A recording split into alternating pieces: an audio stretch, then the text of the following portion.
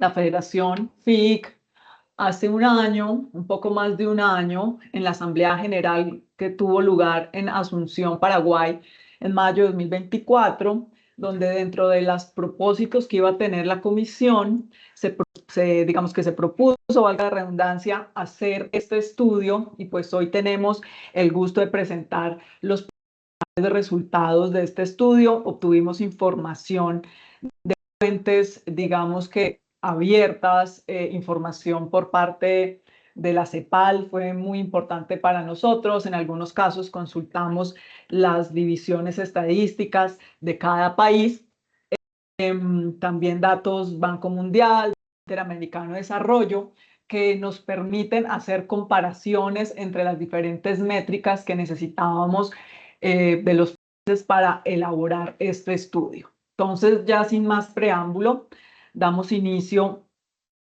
a la presentación. Unos primeros indicadores que quisimos analizar en este estudio son algunos indicadores demográficos de los países en el continente, y este es un primer indicador que nos permite ver cómo ha sido el crecimiento poblacional en la región para los distintos países. Para el año 2024 vemos que el total de habitantes de la región de América Latina se acerca a los 670 millones, y para el año 2050 se espera un crecimiento adicional de 11.8%. Y si bien este es el dato más agregado, los indicadores o digamos que las tasas de crecimiento, así como también, por supuesto, la población, son bien diversas en cada país de América Latina. Sabemos, por ejemplo, que Brasil y México son los países más poblados de la región. Brasil con cerca de 217, casi 218 millones de habitantes. México se acerca a los 130 millones de habitantes, los países más poblados, y tenemos países también con poblaciones mucho menores. El ejemplo, digamos, de Panamá, que se acerca a los 4,5 millones de habitantes. Lo que vemos aquí es que cada país de la región va a surtir, digamos que, una dinámica diferente desde el año 2024 en adelante en términos de tasas de crecimiento poblacional. Vemos, por ejemplo, que Uruguay es uno de los países que se proyecta tendrá un decrecimiento poblacional entre el año 2024 y el año 2050. Vemos que, por ejemplo, habrá tasas de crecimiento poblacional muy variadas. Se proyecta que Guatemala podría tener una variación de 34%, mientras países como Costa Rica tendrían tasas de crecimiento mucho más modestas, en términos de 8.7%. Esto, por supuesto, digamos, se ve reflejado en los, como se llama este estudio, los diferentes retos que tendrían los diferentes países de proveer de vivienda a su población, ya sea porque se den, digamos, fenómenos migratorios, o ya sea porque se den crecimientos poblacionales de la, valga la redundancia, de la población que ya vive en el país. Entonces, este sería como una primera aproximación. Dentro de los otros indicadores demográficos que estudiamos, vemos también, por ejemplo, cómo se ha comportado la esperanza de vida al nacer y la tasa de crecimiento poblacional de la que hablábamos anteriormente. Digamos, la esperanza de vida al nacer ha mejorado en las últimas décadas. Si bien aquí comparamos el presente 2024 con lo que se proyecta será el año 2050, en términos generales, la esperanza de vida al nacer, no solo en la región, sino también en el mundo, ha presentado mejoras, digamos, bastante significativas. Y si nos proyectamos, por ejemplo, de lo que sería el año 2050, creo que aquí puedo señalar, no. De lo que sería el año 2050, si vemos allí, digamos que la TAM con un asterisco, vemos que más o menos se encuentra en una esperanza de vida al nacer cercana a los 76 años, y para el año 2050 se proyecta que esa esperanza de vida al nacer aumente a cerca de 81 años, que será pues importante. Esto en términos de lo que significa para la provisión de vivienda es que también esas viviendas deben ofrecer servicios que se adapten a esta nueva población que va a ser en algunos países un poco más envejecida, si bien más adelante hablaremos un poco de eso. Y vemos los casos, por ejemplo, de países que ya han afrontado esas situaciones de tener población, digamos que más, pues más vieja, la llamada Silver Economy, en casos como Corea, en casos como Japón, donde la proporción de personas que son mayores de 65 o de 70 años va en aumento y asimismo, digamos, los servicios asociados a la vivienda deben ser pensados en atender a esas necesidades. Llama la atención, por ejemplo, el caso de Bolivia, que se ve un poco a la izquierda, como que un poco por fuera de esta nube de puntos, que es un país que para 2024 presenta una tasa de población relativamente alta, cercana al 14%, y la esperanza y la menor esperanza, entre las menores esperanzas de vida de la región, cercana a 68, 69 años, y se proyecta que si bien aumente su esperanza de vida hasta 74 años, también esto vaya acompañado de una tasa de crecimiento poblacional, digamos que alrededor de 7% según esto. Todas estas cosas, digamos que todos estos indicadores demográficos tienen digamos que una incidencia importante en cómo se ha comportado el déficit de vivienda en la medida en que, digamos que mayores incidencias en estos campos demográficos pueden tener, por ejemplo, la aparición de asentamientos informales si este crecimiento demográfico no es atendido en el caso particular de la provisión de oferta de vivienda. Y cómo hemos visto entonces, digamos, algunos cambios en términos de la población urbana y, más importante aún, esa población urbana, cómo se ha asentado en algunos, valga la redundancia, asentamientos precarios. Entonces aquí tenemos ese tipo de información según provista por la CEPAL. Vemos que en la gran mayoría de países de Latinoamérica tienen una población urbana que es relativamente alta. En la parte de arriba de la gráfica podemos ver, digamos que los casos de Uruguay y Argentina, que para el año 2020, que sería el último dato disponible, según la CEPAL, la tasa de personas o la tasa de habitantes que viven en centros urbanos supera el 90%. En la parte de abajo vemos los casos de Guatemala y Paraguay respectivamente, que de acuerdo con la información disponible tienen las tasas o el porcentaje de población urbana menor entre los países seleccionados. Adicionalmente, digamos, ya teniendo este contexto de que en la región una gran proporción de la población vive en zonas urbanas, también tenemos aquí en esta gráfica la oportunidad de ver cuánto de esa población urbana vive en asentamientos precarios. Y sería lo que está marcado por los puntos. Y aquí más o menos en el centro de la gráfica vemos digamos, al promedio de América Latina, que más o menos, digamos que más o menos a ojo, la población precaria que vive en asentamientos precarios es cercana al 15% de la población, que si bien es un número que ha venido reduciéndose en los últimos años, es un número que aún manifiesta la necesidad de tener acciones para corregir o para mejorar la situación de vida de estas personas en la región.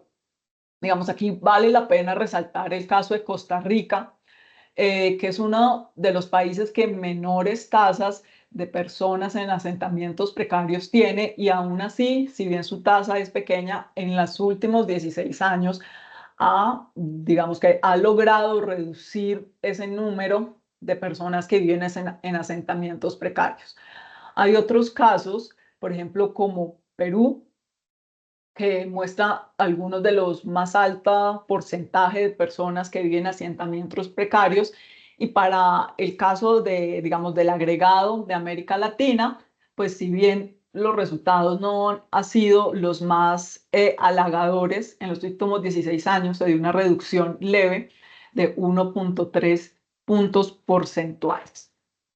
Entonces, ¿cuáles podrían ser las causas de esta población viviendo en asentamientos precarios? Digamos que no entramos, digamos, al detalle de cada país, pero en términos generales, esto se explica por, puede ser, digamos, ingresos insuficientes por parte de las familias o las familias que tienen un empleo informal e infortunadamente no pueden acceder al mercado hipotecario, o en términos también generales puede haber una baja oferta inmobiliaria, o digamos que para hacerlo más global, las familias en general no tienen acceso a vivienda formal, y esto pues les obliga a vivir en asentamientos precarios o a vivir en viviendas que autoconstruyen de forma, digamos que no autorizada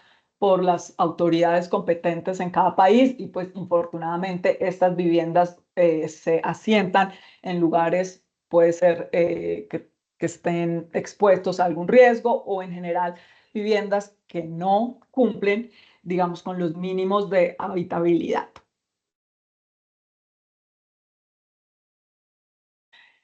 Esta, digamos que forma de vivienda informal o precaria, como la hemos llamado, está muy relacionada también con el famoso indicador de déficit habitacional, y uno de sus componentes que es más prominente es el hacinamiento de los hogares en sus viviendas.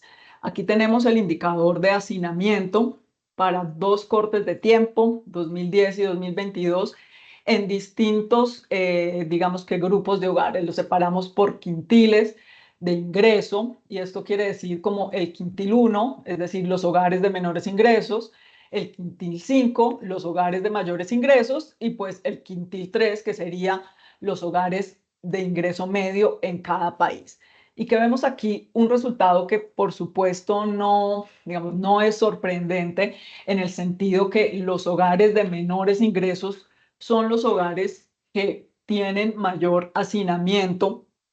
Y pues esto, digamos que está muy en línea con las condiciones de vida a las que pueden acceder pues los hogares de menores ingresos, y que tienen a veces, en muchos casos, condiciones socioeconómicas complejas. También podemos ver que en la gran mayoría de países se ha reducido este hacinamiento si comparamos el año 2010 con el año 2022. Digamos que al extremo izquierdo de la gráfica podemos ver el caso de México, que es de los que presenta mayor hacinamiento en el caso del quintil 1, es decir, de los hogares con menores ingresos, que superaba el 70% en el año 2010, y se ha presentado una reducción ya para el año 2022. Por ejemplo, también es muy interesante el caso de Paraguay, que estaba también cerca del 70% de hacinamiento en el año 2010, y ya para 2022, en el caso del quintil 1, ese hacinamiento se redujo a cerca del 45%, pues lo que muestra un avance importante en términos habitacionales para este primer quintil de ingresos de la población en Paraguay. También son casos interesantes, por ejemplo, los del quintil 5. Vemos que en países como Panamá, Paraguay, Chile y Costa Rica, los hogares del quintil 5, es decir, los hogares, digamos que más privilegiados en cada uno de los países, muestran incidencia de hacinamiento muy cercana a 0%. Pues por supuesto, esto habla de las buenas condiciones digamos, habitacionales en las que estos hogares viven. En términos de política, en la región, digamos que el acompañamiento a los hogares en términos de política habitacional muchas veces se ha dado hacia políticas que promueven la adquisición de vivienda por parte de los hogares. Son, digamos que a través de subsidios directos o a través de ayudas al pago de intereses, a través de asistencia técnica para que los hogares puedan construir una vivienda en sitio propio y en general ha sido enfocada la política a hacer que los hogares sean propietarios. Entonces, en ese orden de ideas, otro de los indicadores que analizamos en el estudio es ver cómo está la tenencia de vivienda en algunos, en los países de Latinoamérica seleccionados, qué porcentaje de hogares manifiestan ser dueños de esa vivienda que habitan. Aquí, en este caso, también lo hicimos por quintiles al lado izquierdo, los quintiles, digamos, mayores, 1, 2 y 3, es decir, los quintiles de más ingresos, 4 y 5, los quintiles de menos ingresos. Y vemos aquí, digamos que los tonos azules es el porcentaje de hogares que son propietarios, que es la mayoría de ellos. Sin embargo, ha ido reduciéndose ese porcentaje de hogares propietarios a favor de hogares que viven en arrendamiento. Vemos aquí, por ejemplo, el lado izquierdo, para el año 2000, en el caso de los quintiles 1, 2 y 3, el 71.4% de los hogares eran o decían ser propietarios.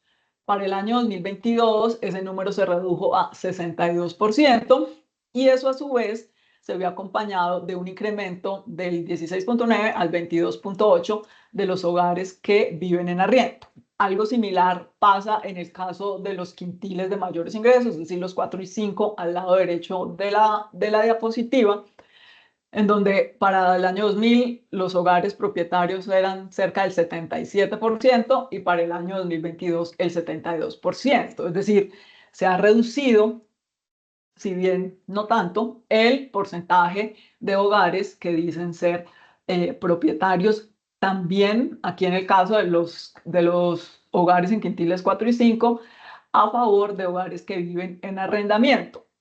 Y esto, pues digamos que lo vemos aquí en los datos de Latinoamérica, pero también en general es un fenómeno mundial que algunos hogares, por las razones que sea por ingresos o sea por, digamos, el estilo de vida que quieren llevar, han preferido vivir el arrendamiento en lugar de comprometerse con una inversión de largo plazo, pero también es claro que los hogares de mayores ingresos son los que, digamos, que registran mayor incidencia o tienen un mayor porcentaje de ser propietarios. Esto, digamos que es el análisis para la región en general. Y aquí lo vemos un poco de cómo son los resultados para los países analizados, que tenemos información según reportada por la CEPAL. Aquí vemos, digamos que la incidencia de los hogares propietarios, el lado izquierdo, los quintiles 1, 2 y 3, eh, lado derecho quintiles 4 y 5. Y en este sentido, lo que vemos aquí, que si uno compara el lado izquierdo con el lado derecho, la gran mayoría de países cambia de color. Es decir, en general, los hogares de mayores ingresos tienen mayor incidencia en términos de la propiedad, excepto, digamos que Paraguay, que se mantiene del mismo color. Entre mayores sean los ingresos del hogar, mayor será la incidencia en términos de la propiedad de la vivienda. Hicimos un ejercicio similar en el caso de arrendamiento y vemos aquí que Colombia es el que tiene como el color azul oscuro, digamos que más preponderante o más llamativo en el mapa, en los dos mapas, mejor dicho, y pues esto quiere decir que es Colombia el país donde hay un mayor porcentaje de hogares que viven en arrendamiento. Hicimos algo similar para la llamada otras formas de tenencia, que incluye hogares que viven en usufructo o que habitan una vivienda sin necesariamente tener el título de propiedad de esa vivienda u otras formas de tenencia no específicas. Bueno, digamos, para aliviar un poco el flagelo del déficit habitacional en la región, sabemos que ha sido necesario, digamos que hacer una inversión importante pública, una inversión pública importante para, digamos que ayudar a los hogares que por una u otra razón no pueden comprar vivienda, no pueden acceder a una vivienda digna, a menos que tengan un apoyo en términos de subsidios o de asistencia técnica. Entonces, en ese sentido, también fuimos a analizar información en términos de cuánto ha sido el gasto público en vivienda por parte de, sean los gobiernos general y central. Aquí se excluye la inversión pública en vivienda por parte de, digamos, de gobiernos locales en los países seleccionados de América Latina y el Caribe, y pues lo hicimos como porcentaje del PIB para que fuera comparable entre todos los países. Y vemos aquí que hay una, digamos que gran rango de, digamos, de puntos del PIB donde se mueven los países de la región. Al extremo izquierdo vemos Barbados, que para el último dato disponible de 2021 registra una inversión pública en vivienda cercana a los 2.2 puntos del PIB de ese país. Y al extremo derecho vemos a Ecuador, que según la información de CEPAL no alcanza, o digamos que no alcanza 1%, de hecho muchos países no alcanzan 1% del PIB, y los que menos, digamos que están entre Paraguay, Salvador y Ecuador, que tienen una inversión entre 0,1 y 0,3 puntos del PIB. Vemos que en algunos países incluso esa inversión como porcentaje del PIB, si comparamos, digamos, los cortes que vemos aquí en la gráfica, que son 2000, 2010 y 2021, vemos que en algunos países se han reducido la inversión pública como porcentaje del PIB. Llama, por ejemplo, la atención el caso de Bolivia, que para años anteriores tenía una inversión en puntos del PIB cercana al 1.5, 1.4 en el año 2000, y para el último dato disponible, pues es cercana al 0,5% del PIB. En el caso de América Latina, como un agregado, que es el que vemos allí en el centro, se ha mantenido relativamente estable esta inversión como porcentaje del PIB en alrededor de 0,5, 0,6% en el agregado. Entonces, para pasar a la siguiente sección, le voy a dar la palabra a Santiago. Ay. Bueno, muy buenos días para todos, acá desde Bogotá. Muchas gracias, Ivonne, por tu introducción. Y vamos aquí a hablar de la segunda parte del estudio. Entonces voy a compartir pantalla. Un segundo, por favor.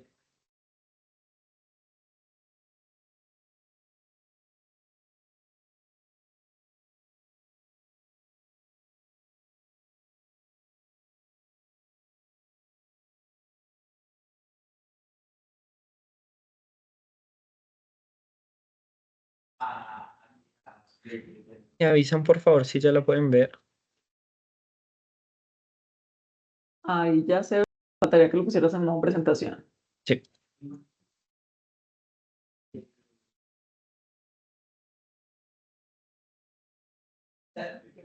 Bueno, entonces esta segunda parte, lo que quisimos con el equipo económico de acá de Camacol, fue hacer una aproximación a las 6 ciudades más pobladas de América Latina y analizar en ellas el crecimiento poblacional y la huella urbana que ha tenido la construcción, ya sea de edificaciones residenciales y no residenciales, en los últimos años. Esto con el fin de mirar cómo ha sido la urbanización en los países, ya que pues al final las ciudades son un reflejo de cómo está la sociedad y cómo le ha ido al valor agregado que genera el urbanismo y la vivienda formal en cada uno de los países. Digamos que esto sirve como variable proxy para saber, digamos, todos los indicadores macro que uno quiere investigar y averiguar. Entonces, en este caso, la dinámica demográfica y urbana de América Latina se ve reflejada en estas 6 ciudades, las cuales son Sao Paulo, Ciudad de México, Buenos Aires, Río de Janeiro, Bogotá y Lima. Son las 6 ciudades más pobladas actualmente en la región y esto pues nos da una visión de la realidad socioeconómica urbana, como se los comentaba, y revela algunos patrones y tendencias cruciales para la formulación de políticas públicas y estrategias de desarrollo sostenible. Al final, da luces también para comprender cómo esto se enfrenta entre sí para encontrar una buena planificación urbana de infraestructura, de vivienda, de servicios públicos y, por supuesto, la calidad de vida de los habitantes que habitan ciudades y en las zonas urbanas de la región. Entonces, primeramente tenemos los mapas de cada una de estas ciudades en dos secciones para cada una. En la parte izquierda podemos encontrar la evolución de la huella urbana en los últimos ya casi 40 años, desde 1985 o antes hasta el año 2015. Entonces, digamos, las partes oscuras son las partes más antiguas o más viejas de la ciudad y las partes, digamos, más claras del lado izquierdo de cada una de ellas son las zonas urbanas nuevas, por así decirlo, o las construcciones más recientes. Y en la parte derecha de cada una de las ciudades está la densidad poblacional para el año 2020, en la cual entre más oscurito o más morado esté, quiere decir que hay una mayor concentración de habitantes por kilómetro cuadrado, mientras que entre más claro esté, pues quiere decir, por supuesto, que es menos.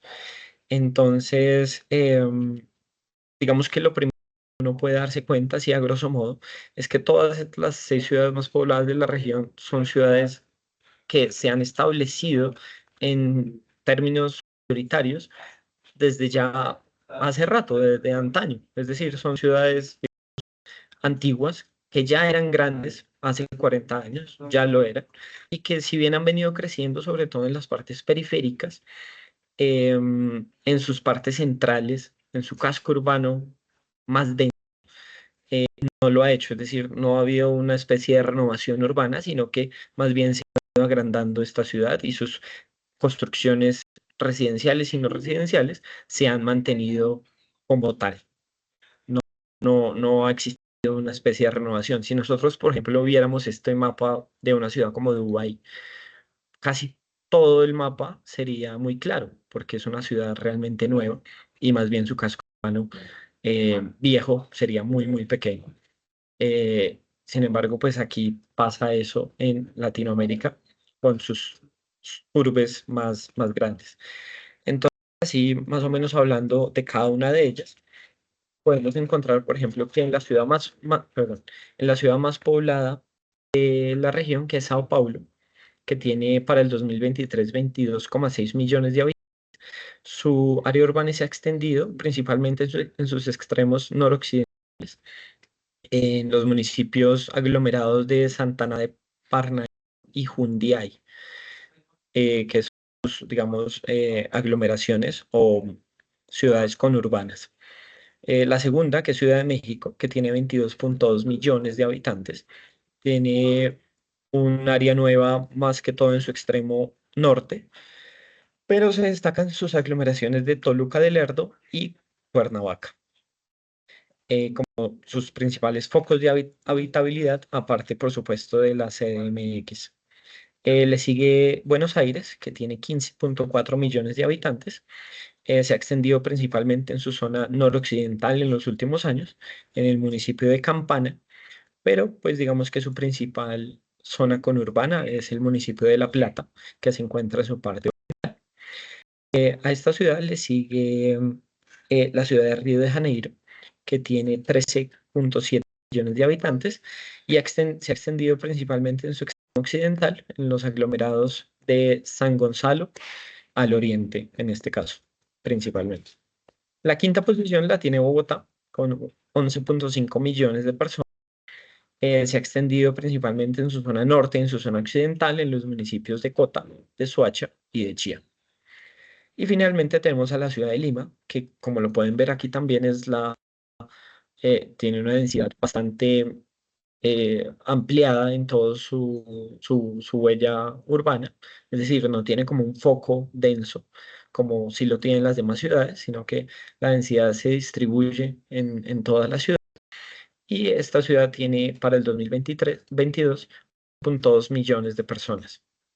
Se extiende en sus edificaciones más recientes, en su extremo norte, el municipio de Caballo.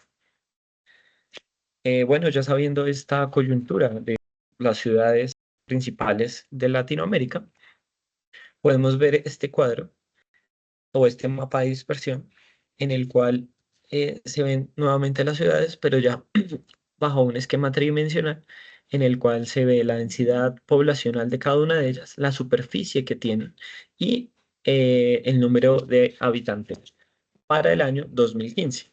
¿Por qué elegimos el año 2015?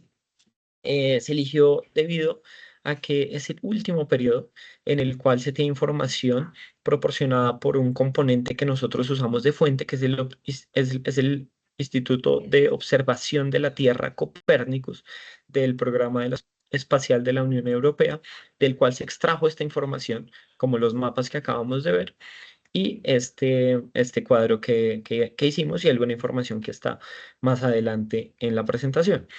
¿Por qué lo hicimos de esta forma? Porque de esta forma se obtienen los datos para todas las ciudades mencionadas bajo las mismas condiciones, bajo las mismas metodologías de obtención de la información. Entonces eso hace que los datos puedan ser comparables y libres de cualquier sesgo. Lo primero que uno puede ver aquí en esta gráfica es que hay una correlación positiva entre la expansión urbana y el crecimiento económico, ya que entre más grande sea la ciudad, más millones de habitantes tiene, como se puede ver aquí. Y por ejemplo, Bogotá, que es una de las ciudades con menor superficie de todas, es la ciudad, por supuesto, más densa. Entonces, le sigue Lima, que tiene una superficie un poco mayor, casi de 1.000 kilómetros cuadrados en el año 2015, y por supuesto una densidad un poco más baja. Las ciudades más grandes en términos de superficie, que son Ciudad de México, Sao Paulo y Buenos Aires, que a la vez son las más grandes en millones de habitantes, pues tienen una densidad de alrededor de 8.000 habitantes por kilómetro cuadrado. Le sigue esta gráfica en el cual hacemos una comparación del PIB anual, del PIB anual por kilómetro construido, del área construida por kilómetro cuadrado y del área construida por kilómetro cuadrado per cápita, para, por supuesto, cada una de las ciudades en cuestión. Lo primero que podemos apreciar es que, o bueno, como una observación, es que al final la huella urbana, huella urbana nueva, es al final la materialización del valor agregado de una sociedad. Entre más área construida exista, quiere decir que hay más bodegas, hay más comercio, hay más y hay más apartamentos o casas para que la gente habite. De esta manera, el crecimiento urbano sostenido y responsable con las necesidades de una sociedad, al final resulta en un propulsor de la riqueza. Sin embargo, aquí encontramos, por ejemplo, que puede suceder que si la ciudad crece carente de un urbanismo y de calidad, puede resultar perjudicial para su economía y, por supuesto, para la calidad de vida de sus habitantes. En este caso, podemos ver aquí la huella urbana de los últimos 25 años entre 1990 y el año 2015. Solamente en Ciudad de México el aumento ocurrió en términos per cápita, mientras que las demás ciudades disminuyeron este ranking, es decir, que se volvieron más densas. En este caso, Ciudad de México no fue de ese modo. Otra cosa que podemos apreciar con Ciudad de México es que hay un tema muy particular, y es que mientras todas las ciudades aumentaron su PIB, Ciudad de México entre el año 2000 y el año 2015 este disminuyó, como lo podemos ver en la gráfica A, en la parte A de la gráfica. Sin embargo, em, el PIB por kilómetro construido en Ciudad de México fue único que aumentó. Entonces es un hecho muy particular que el PIB anual en esta ciudad baje, pero el PIB por kilómetro construido aumente. Esto quiere decir o sugiere que esta ciudad ha optimizado sus áreas urbanas para generar riqueza, pero ha emitido sus áreas no construidas y los sectores rurales, por decirlo de alguna forma, donde no hay huella urbana y donde también se emplean o ocurren diferentes actividades económicas, ya sea términos de agricultura, de minería o de industrias de sus áreas periféricas. Quizás esta ciudad ha demeritado esos sectores y por eso sucede este particular hecho. Sin embargo, en las otras 5 ciudades que corresponden a Sudamérica, la huella urbana per cápita disminuyó en ese mismo periodo, como se los decía, pero todas aumentaron escaladamente su valor agregado, destacándose por supuesto Lima o Bogotá, que registraron unas variaciones entre el año 2015 y el año de más o menos 134% para Lima y 128% para Bogotá, lo cual pues es bastante positivo para estas ciudades. Entonces, ahorita queremos ver qué tanto influye el crecimiento urbano en la calidad de vida de los habitantes. Ya vimos el PIB, pero qué tanto esto influye en su calidad de vida para las 6 principales ciudades de América Latina. Entonces, tenemos este primer gráfico en el cual se aprecia los índices de calidad de vida y de costo de vida para las 6 principales ciudades entre los años 2013, en 3 periodos de tiempo, que son el año 2013, el año 2017 y el año 2023. El índice de costo de vida se entiende, pues, por supuesto, en un costo mayor de vivir, pero este costo es relativo en esta medición a la ciudad de Nueva York. Entonces, la ciudad de Nueva York es la que tiene para cada año la base 100 del índice. Y con respecto a eso, o relativo a esta ciudad de Estados Unidos, se construye este índice para cada una de las ciudades en estos 3 momentos del tiempo. Y el índice de calidad de vida se mide, como dice en la nota abajo, en términos ya sea de contaminación, de desplazamiento de tráfico, de clima, de seguridad, de sanidad, en fin. Entonces, lo primero que uno puede apreciar en este mapa de dispersión de estas dos variables principales es que hace 10 años las ciudades se agrupaban en un índice de calidad de vida menor al 60 y ahora en todas ellas para el año 2023 han aumentado en más o menos 20 puntos. Entonces ha habido o existió un avance significativo entre el 2013 y el 2023. Sin embargo, si lo comparamos desde el 2007, el avance no ha sido similar y de hecho ha disminuido un poco para algunas ciudades, especialmente, digamos, por ejemplo, para Buenos Aires, que cayó más o menos 30 puntos en esos años. Sin embargo, en otras ciudades, como por ejemplo en Río de Janeiro, este volvió a aumentar, como se puede apreciar. El costo de vida, que reitero es relativo a la ciudad de Nueva York, ha disminuido en todas las ciudades desde el año 2013, siendo en el 2023 la ciudad menos costosa de las 6, Bogotá, seguida de Buenos Aires, de Lima, de Río, y Sao Paulo y Ciudad de México se mantienen en un nivel similar, alrededor de 40 como índice con respecto al 100, que es, como les digo, Nueva York. Entonces, pues esto nos da bastantes luces para saber cómo está esta situación de calidad de vida de las personas que viven allí. Vemos que vivimos en ciudades que son relativamente baratas, pero con unos índices de calidad de vida, por supuesto, menores a lo que se espera. Y digamos que en los últimos años, con unas contracciones importantes y a las cuales pues se le debe prestar atención a esos focos en los cuales la calidad de vida ha bajado para sus habitantes. Eh, Otro tema que es bastante crucial en esto es el cociente de precio y ingresos de las ciudades, de las 6 ciudades, en cuanto a la adquisición de inmuebles residenciales. Entonces, ¿qué tanto o qué tan fácil o qué tanto esfuerzo hacen los hogares en cada una de ellas para conseguir una vivienda? Por supuesto, promedio. Entonces, aquí lo que primero que podemos apreciar es que en todas ellas ha habido una tendencia alcista para todas desde el año 2012 hasta el año 2023, ya sea por términos de que los precios de los inmuebles han aumentado, porque los ingresos de los hogares han bajado o inclusive ambas cosas simultáneamente. Al final, el último periodo, que es el año 2023, Buenos Aires tiene el cociente de precio de ingresos más alto, mientras que Ciudad de México es el más bajo. De hecho, Ciudad de México tiene más o menos 10 años consecutivos de ser la ciudad con el cociente más bajo de las 6 ciudades.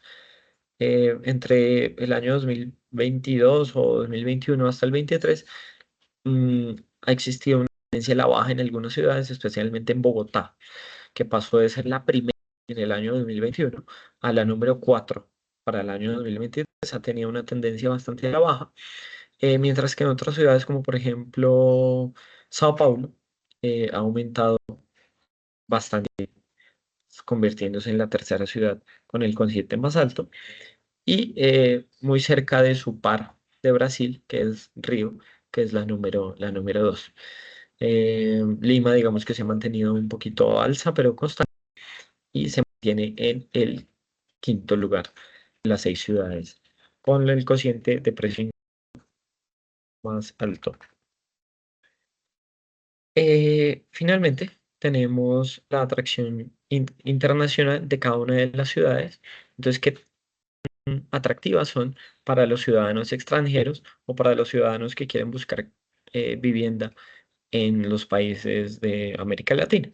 Para ello, hicimos esta gráfica a partir de los datos de una inmobiliaria que se llama Properati, que recopiló datos de alrededor de 300.000 usuarios alrededor del mundo, de varios países, y determinó qué tanto ellos o qué tantas búsquedas realizan en cada una de estas ciudades en términos de vivienda para vivir acá.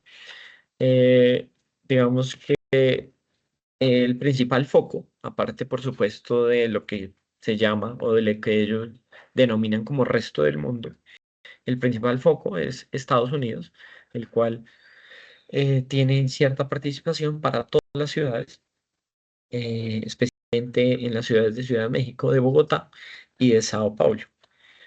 Por parte, las urbes con una mayor diversidad de atracción son Buenos Aires, Río de Janeiro y Lima, las cuales son atractivas para alrededor de 5 países, cada una de ellas. Mientras que Bogotá, por ejemplo, tiene 3 focos, Ciudad de México 2 principales o Sao Paulo 4.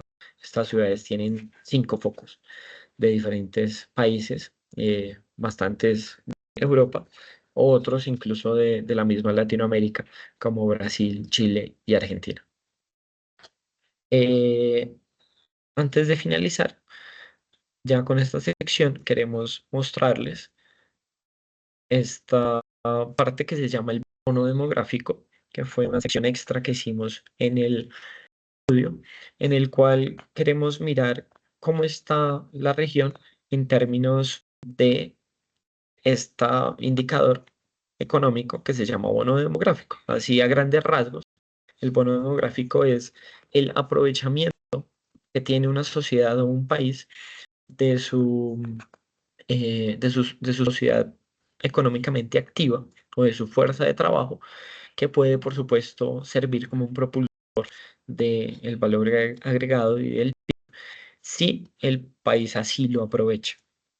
Es decir, un país, por ejemplo, con quizás mucha población de la tercera edad o mucha población en infancia, no va a tener una fuerza de trabajo amplia y sostenida que pueda servir para, para tener ese bono demográfico que al final es una ventaja comparativa con respecto a los demás países que quizás no gocen de ello. ¿Cómo está Latinoamérica en ese sentido? Para el año 2010, como se puede apreciar aquí en esta gráfica, la pirámide poblacional de América Latina era bastante perfectamente triangular, lo que quiere decir que había una población joven bastante grande y una edad más o menos reducida. Es decir, por ejemplo, en términos pensionales, para ese año, en la región entera, eh, era, digamos, había una ventaja en estos términos, no debería haber por qué tener problemas en términos, por ejemplo, de pensiones, porque se podía sostener la pirámide de una forma muy buena, como se puede apreciar. Pero para el año 2050 se espera o se estima una pirámide poblacional como la vemos aquí en la parte derecha, en la cual haya una fuerza de trabajo mucho más grande, es decir, toda esta gente o todos estos habitantes jóvenes van a tener ya en el año 2050 una edad suficiente para ser parte de esta fuerza de trabajo, por lo cual se intuye que para el año 2050 se espera un bono demográfico en la región en pleno auge, lo cual indicaría una ventaja comparativa de la región con respecto a otras que quizá van a estar un poco más viejas. Y pues ya depende de los gobiernos y de las políticas públicas de aprovechar este bono que vamos a tener en la región y el cual puede servir, como lo digo, como un propulsor de nuestra propia riqueza. Entonces, pues este también sirve como un llamado para eh, establecer parámetros, estrategias, lo cual nos permite aprovechar este bono que vamos a tener en los próximos años. De hecho, ya empezó, solo que la población ahorita es un poco joven, está en sus fases de tomar experticia, de educarse aún más, pero en los próximos años pues ya van a ser lo suficientemente madura como para poder, ojalá, propulsar el PIB de la región. Eh, para ello también realizamos este mapa en el cual encontramos la tasa de natalidad y la tasa de mortalidad para los países, para cada uno de los países que componen la región latinoamericana en el año 2023. Digamos que lo primero que uno nota en esto es que hay un desequilibrio en cuanto a los nacimientos y las muertes en la región. Están haciendo muchas más personas, digamos que las tasas son mucho más altas o las menores tasas en los países con menores tasas aún así superan el 10%, mientras que las tasas de mortalidad son menores al 10% en cada uno de los países. Especialmente, por ejemplo, son especialmente altas, por ejemplo, en países como Uruguay, que tienen tasas entre el 7,6 y el 9,9%, mientras que este mismo país, por ejemplo, en tasas de natalidad son tasas bastante pequeñas. Digamos, Uruguay, como lo decía Ivonne al principio, es un país pues, que se ha caracterizado siempre por tener una población bastante estable, pero que en el futuro, de hecho, va a decaer. Entonces, ¿qué se, digamos que uno que puede intuir con esto? Pues que eh, hoy, actualmente, están haciendo mucho más gente, pero como ya lo mencionamos, esto va a tender a caer. Y si las tasas de mortalidad se mantienen bajo esta misma variación de entre el 4 y el 9%, es decir, menor al 10 de un solo dígito, pues se va a tender a estabilizarse como la situación demográfica de la región y vamos a tener por varios años una tendencia constante de población. Entonces los países se van a mantener más o menos como lo vienen estando en términos poblacionales, pero con una, como les decía ahorita, con un demográfico que nos puede ayudar a surgir como región.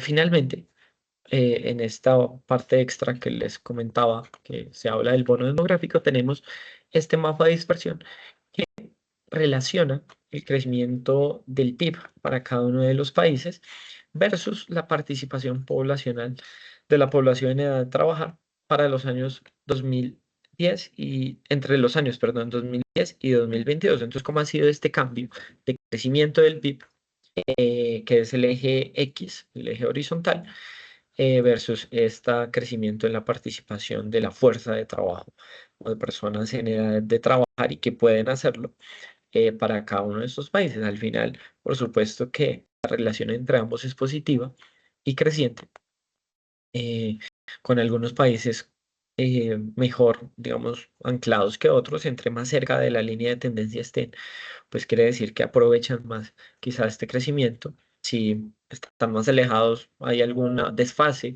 ya sea en el crecimiento de la fuerza de trabajo o en el crecimiento de valor agregado, pero digamos que hay una homogeneidad en los datos y pues da luces de que sí se está aprovechando en América Latina este bono. Ojalá la curva de tendencia fuera un poco más inclinada, lo cual reflejaría un mejor aprovechamiento de la fuerza de trabajo que tenemos en la región, pero digamos que en los últimos 12 años se ha hecho un trabajo pues importante y positivo para la mayoría de estos países. Entonces, si seguimos de esa forma, pues da luces de que podemos aprovechar ese bono gráfico de una buena forma. Entonces, hasta aquí iría esta intervención y no sé, Ivonne, si quieras profundizar en algo más. No, pues no, realmente no, Santiago, solo digamos que quería decirle a los asistentes a la reunión que esta, digamos que es la presentación de los resultados, son ustedes los primeros que escuchan estos resultados antes de que los publiquemos. Una vez tengamos ya diagramado el documento con estos resultados y si ustedes tienen algunos comentarios para el documento, será publicado en la página web de Camacol y por supuesto vamos a compartir este documento con ustedes, los miembros de la comisión de FIC, pues para su consulta. No sé si alguno de ustedes tienen algunos comentarios o preguntas al respecto, por supuesto estamos abiertos a esto.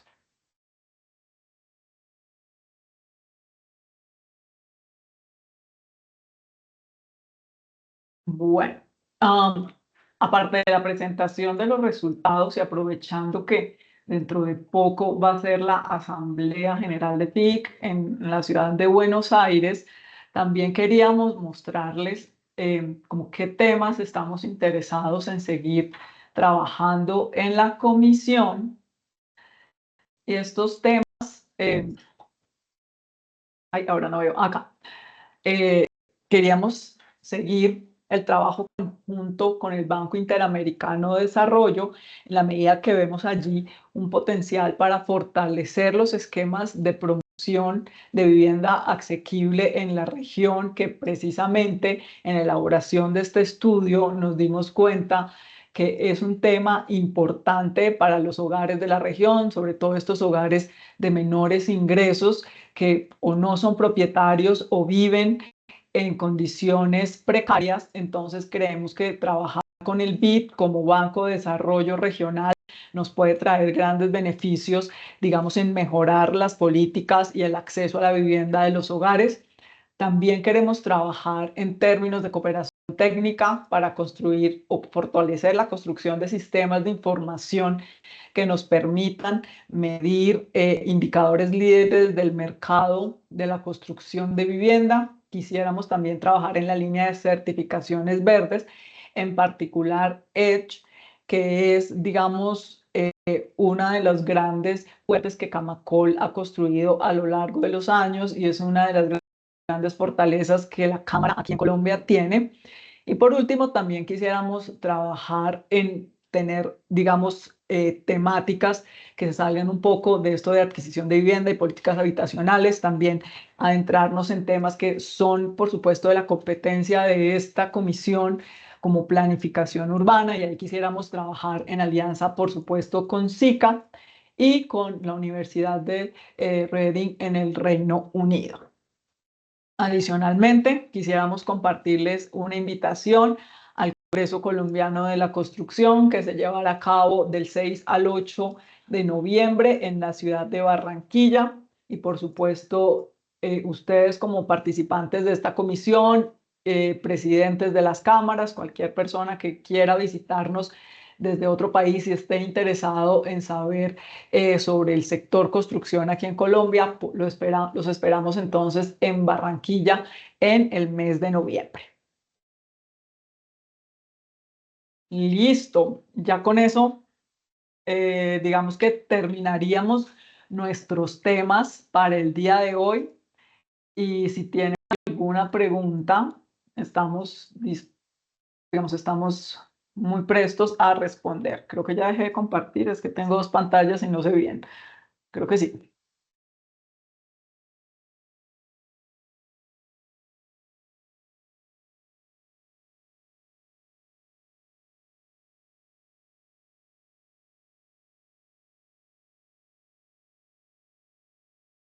Bueno, no veo ninguna mano en alto. Y bueno, Bueno, sí, ya, hay una. Dale, Eduardo. y no, quería saludarte de parte de nuestro presidente Iván Chech, que los esperamos en nuestra asamblea, nuestro consejo asamblea, el próximo lunes. ¿Va a asistir alguien de ustedes, Ivonne? Sí, señor, por parte de Camacol va a asistir Jorge Torres. Ajá. Entonces él va a estar allá precisamente presentando los avances que hemos hecho en la comisión y el resumen ejecutivo de este estudio que hoy hablamos. Muy bien. Me parece muy completo. Le estaba diciendo a Alberto que ya que ustedes estén listos para compartirlo a los presidentes de la FIC, los que no participaron con información con ustedes, para que en los próximos análisis que ustedes hagan de toda la región, pues sean incluidos. Y bueno, pues de parte de todo nuestro consejo directivo, muchas gracias por su trabajo, muy importante, interesante. Santiago, Juan Gabriel, a todos los conectados, un saludo fuerte desde México. De veras que es muy, muy importante que estén compartiendo esta información con nosotros. Seguramente será valiosa para la toma de decisiones de los involucrados en este sector de la industria de la construcción. Y si Dios quiere, bueno, pues allá los esperamos en Buenos Aires. Y a los que puedan asistir, bienvenidos. Y a los que no, se lo van a perder. Muchísimas gracias. Gracias, Eduardo. Gracias, Eduardo. Veo otra mano levantada. Lo veo como usuario S. Larios. Sí, muchas gracias, Ivonne. Buenos días. Silvio Hola, Larios, buenos días. para hondureña de la industria de la construcción. Muy enriquecedor el trabajo que acabas de presentar. Les felicito. Creo que pues también nosotros aquí estamos trabajando intensamente en el tema de vivienda. Es algo que pues de hecho pues estamos empujando de una manera como nunca. Creo que vamos a estar en contacto dentro de poco con ustedes para que nos puedan explicar un poquito de la metodología, ¿verdad? Para poder replicar lo que ustedes han hecho ahí y de paso también poder colaborar de manera más enriquecedora también a futuro, ¿verdad? Porque de hecho sí, como ustedes han amarrado todos los indicadores necesarios para poder establecer esta información que es de vital importancia y la cual obviamente vale la pena presentarla entre nuestras autoridades, que es ahí donde se toman las decisiones y vale la pena de que ellos entiendan cómo obtenemos nuestra información y cómo deben ellos establecer esas políticas para poder seguir impulsando este importante tema. Muchas gracias, buenos días y que estén bien. Bueno, muchas gracias a ustedes. Y ya con esto, entonces damos por cerrada esta sesión de la comisión. Agradecemos enormemente su participación. Les haremos llegar, por supuesto, la presentación que hoy compartimos y cuando ya tengamos el documento, que no sea solo presentación, sino pues documento con todo el texto de análisis, por supuesto, también lo compartiremos con los miembros de la FIIC y con ustedes. Entonces, les agradezco mucho y feliz tarde para todos. Gracias, hasta luego, cuídense mucho. Muchas gracias, buen día. Gracias a Hasta todos, hasta luego. luego. Chao.